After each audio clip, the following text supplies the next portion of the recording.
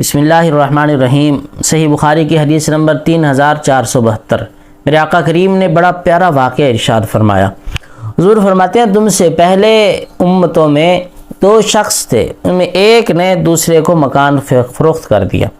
جب مکان اسے سیل کر دیا تو اس نے جب اس میں سے بنیادیں کھودنا شروع کی اپنا مکان بنانے کے لیے، تو اس میں سے ایک مٹکا ملا جو سونے کا بھرا ہوا تھا۔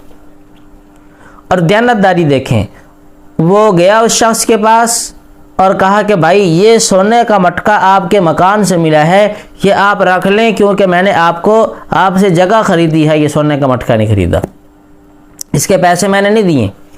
تو اس شخص نے کہا میں یہ نہیں رکھ سکتا، میں یہ نہیں رکھ سکتا۔ کیوں؟ بھائی تیرا ہے۔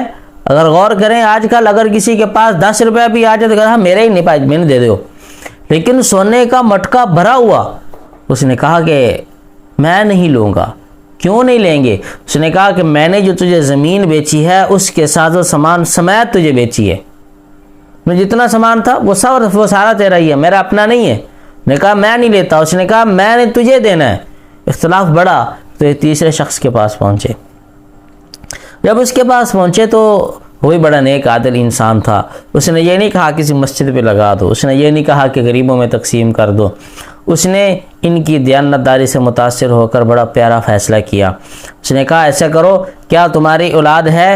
اس نے کہا جی میری اولاد ہے، میرا لڑکا ہے۔ دوسرے نے کہا آپ کی؟ اس نے کہا جی میری بیٹی ہے۔ اس نے کہا اس لڑکے اور اس لڑکی کا آپس میں نکاح کر دو، اور یہ جو سونے کا مٹکا ہے یہ ان دونوں میں دے دو، ان کے اخراجات اور ان کے مستقبل کے کام آئیں گے، اور کچھ اس میں سے صدقہ بھی کر دو۔ تو میرے لیے آپ کے لیے اس میں اہمیت کیا ہے کہ دوسرے کا مال اس تک پہنچائیں، یہ لازمی ضروری بات ہے۔ آج ہمارے اس معاشرے میں اس چیز کی بہت کمی ہے۔ 10 روپے کی خاطر لوگ جھوٹ بول لیتے ہیں، اور جو حقدار ہے اس کو وہ بات نہیں پہنچاتے، وہ چیز اس تک نہیں پہنچاتے۔ اور یہ اتنا بڑا جرم ہے پیارے کہ قیامت کے دن اللہ جل جلالہ ایک ایک پائی کا حساب لے گا، یہ تو نے کہاں سے لیا، کہاں خرچ کیا، کہاں جمع کیا، اور کن لوگوں پر تو نے خرچ کیا۔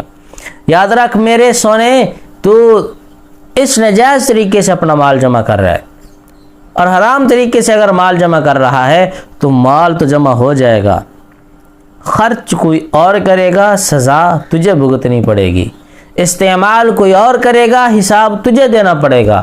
اس لیے اپنے ان چیزوں پر نظر رکھیں کہ میرے گھر میں جو آ رہا ہے کہیں یہ لقمہ حرام کا تو نہیں ہے۔ اگر ایک لقمہ حرام کا، ایک لقمہ، ایک روٹی، ایک تھالی، ایک چاول کی پلیٹ نہیں کہہ رہا، صرف ایک لقمہ، یہ حدیث پاک میں ہے کہ اگر ایک لقمہ کسی بندے نے کھایا حرام کا، نجائز، تو 40 دنوں تک اس بندے کی دعا قبول نہیں ہوتی، اس بندے کی نماز قبول نہیں ہوتی۔ اس لیے پیارے اپنے آپ کو اور اپنی نسل کو اس برے کام سے بچائیں۔ اللہ ہم سب کو حرام سے محفوظ فرمائے۔